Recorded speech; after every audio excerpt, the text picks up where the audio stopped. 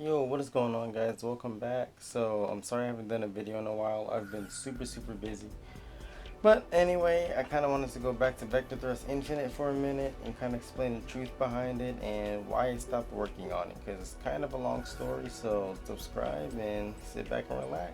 So, the first thing is, I did actually try to purchase the rights to the game until I decided I didn't, because I did send Time Symmetry multiple emails trying to get inquiries on the game and try to work out a deal with them. But he did take months and months to respond, and also not really giving me complete answers. And the biggest thing that I noticed was he actually offered me the source code. So apparently there's a rumor that he lost the source code with his PC, because apparently his PC blew out or something and had the source code on it. So I'm just sitting there like, I don't know if he's trying to scam me or not, because if he lost the source code, why is he trying to offer it to me? And also, what is the reason that he abandoned his game? Because if you look under the Steam discussions, you'll notice that there's a lot of people angry about the game simply because he abandoned it and it's unfinished. And if you look under his Time Symmetry back, that's where you'll find the post. So this isn't for defamation or anything of Time Symmetry. I really do hope he's doing well and improves, but yeah, this is just public information. And of course, nothing personal against him. So then finally, I'm like, look, this is my final offer, my final chance. You have until this time to respond to me, because this is not how you do business. You're supposed to keep in contact with the person trying to give you the money. So he didn't keep in contact. He lost out on some money, and eventually didn't get the rights because he was not doing well with business. And I found out some other things that I don't want to mention in here about the game. I just didn't really want to go with the rights after a lot of the stuff happened, and it just really wasn't worth it. This game is just not optimized, and I found out some of the development stuff that didn't really go all that well. So the first thing I kind of figured out and heard from a lot of people is that he wasn't really the easiest person to work with. He didn't take critical critique very well. So he was just like, no, no, no, I want to do this my way, my way, my way. And someone offered, I'm not gonna say names or anything for certain reasons, but he was advised to go to Unity and not Ogre, which is what he was using for this. And from what I heard, Ogre wasn't very good, nor was it a very optimized engine to start with. So he was offered some advice to go to Unity, and he's like, no, no, no, no, I want to do this my way. And even when it came to the weapons, he was like, no, no, no, I want it done my way. And then the game just didn't turn out very well, and because of all the crashing, it's because the game isn't complete at all. It was released very incomplete.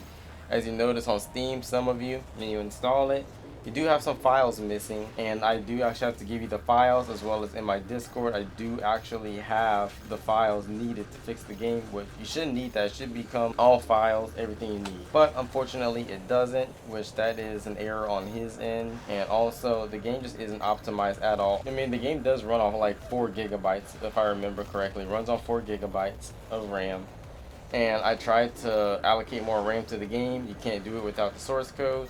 Time Symmetry may or may not have the source code. That information is still to this day very unknown, and I'm not even gonna try and get it. The best we can really do is just run a compatibility mode for Windows 8, and that's really the best we can do. The game does actually run better with Vector Thrust Infinite, but anyway, I'll get to that part in a minute. So after I contacted Time Symmetry and I talked to a few people about the game's development, I was kind of digging around in the files, and I saw a whole bunch of strings that were incomplete. If you're wondering what strings are, those are things that are supposed to work in the game. Things are supposed to do things like, let's say your plane has really high damage, it's supposed to have smoke behind it, which there actually was a string in the game that was incomplete. I actually tried it out, and there are a whole bunch of other features that just didn't work, and I can show you them right now. And these features right here, like all of these, they just didn't work. And tried and tried and tried. I tried to get them to work. It doesn't work. And the hex editing, I can't do that again without the source code. And I can find the source code in the hex editing, but the problem is I even asked a few people that are really good at that and do that on a regular. They said it will probably take like 2 weeks to do it. So I was like, you know what? The game's not really worth that. It's really not. I took a look at it some more, and I'm just like, there's no saving this game. This game is so badly coded, and there's so many problems with it that there's just nothing I can do. It was very poorly made. And not to mention, the original gameplay wasn't good either. The original gameplay, a lot of the aircraft felt heavy, the missile tracking was terrible, and not to mention the game just ran trash in general, including the campaign. The campaign even ran terrible in general. So I was just like, okay, this isn't worth it. So I just did whatever I could to the game to improve it and added some stuff. as well as take out some aircraft unless you did the full package, which is not take out all the aircraft, just add on the ones that are already there, which was an option for Vector Thrust Infinite, but wasn't recommended. So I took out aircraft hoping it runs a little bit better. So it actually did. Surprisingly, it did. And the missiles are a little bit better. Added some paint schemes, added some more aircraft, added some missions, even my own campaign and my own personal aircraft, the BTI edition aircraft, which hopefully I can do something with those in the future. But as far as I know, I am not doing anything else with this game simply because of how badly it was made. And also, it just isn't worth it. The game is terrible. It is coded terrible. It runs terrible. There's no need in me even wasting my time on it. And as I've told a lot of people, there's nobody that hates Vector Thrust more than I do. After all that work on Vector Thrust Infinite, seeing how badly it was coded and made, this wasn't worth it. Even the flight models were very incomplete. Such as the Su-33. If you go fly the Su-33, you will notice that the canards don't move. The mesh on the F-35s aren't good. The game just has a lot of problems in general that I really don't want to mess with or work on, so it's just not worth it. You're better off just making like a brand new game at this point. So that's kind of my thoughts on Vector Thrust Infinite and why it failed, why I stopped working on it. Honestly, like when I was working on it, it was fun. I did enjoy it a little bit, even though I hated it at the same time.